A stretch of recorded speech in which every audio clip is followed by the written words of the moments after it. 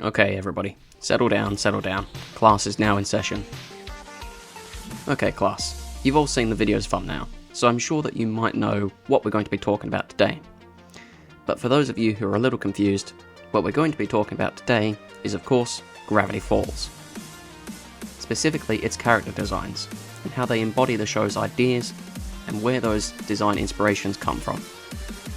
Also, yes, after this class, I will be personally conducting a redesign of our three main characters. Gravity Falls. It's a great show. You know it, and I know it. But hey, if I were here explaining why, we'd be here all day. And that's why today, I just want to focus on one aspect of the show, that being its great character designs. Now, to avoid repeating myself, can anybody tell me just why exactly the character designs are so good in this show?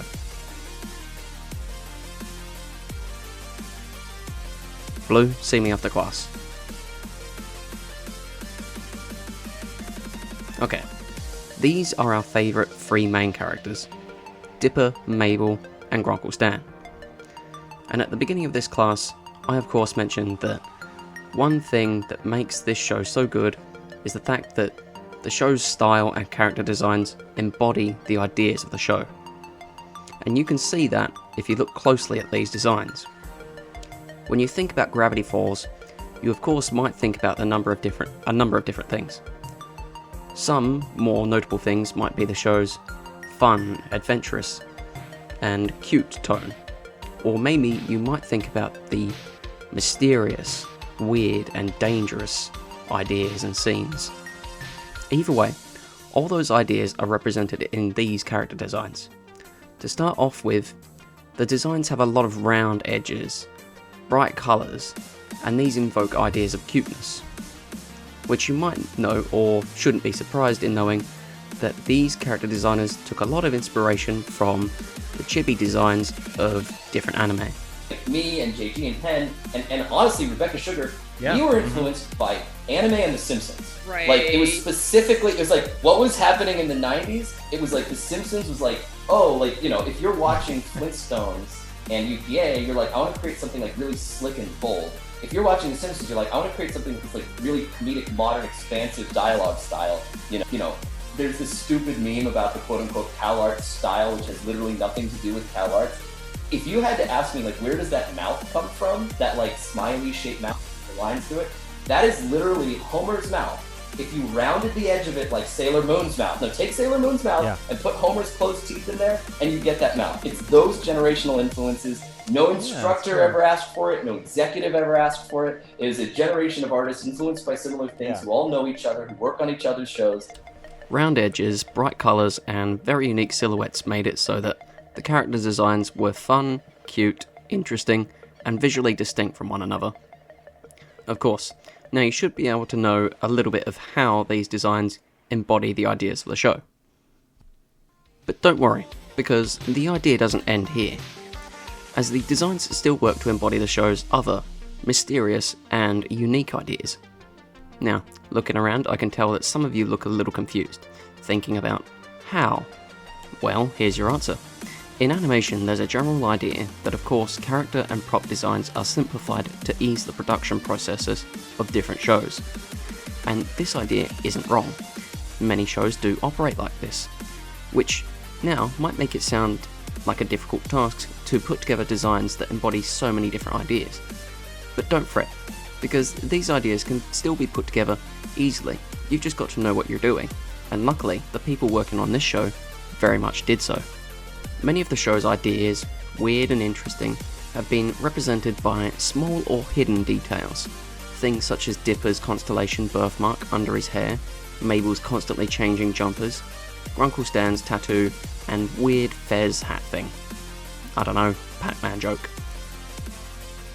And that is why Gravity Falls has great character designs. Also, keep in mind that I've only briefly analysed these three main characters. These ideas are represented across every character in the show. Now, with all that said, I think it's time for me to attempt my own redesign of these characters. And for these redesigns, I want to try and stick with the show's pre-existing style and create something that works with the idea of a new show set maybe 2 years after the original series. This gives me some room to do something new without completely abandoning what many fans enjoyed about the show. So, with all the preamble out of the way, please sit back and enjoy this speed paint.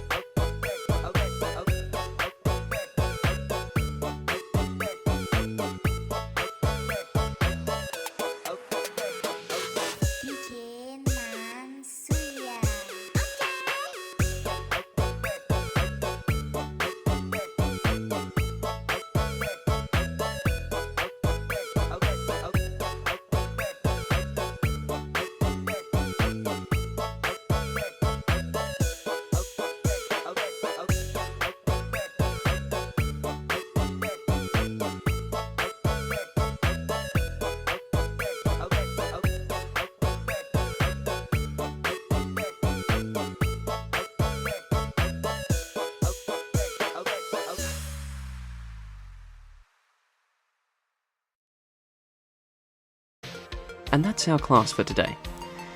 Please, everybody, I hope you enjoyed the lesson and our redesigns. Thank you all for watching, and please, be sure to let me know what you thought about the redesigns in the comments below. Please, like, subscribe, and do all the YouTube stuff, and I'll see you in the next class. Goodbye.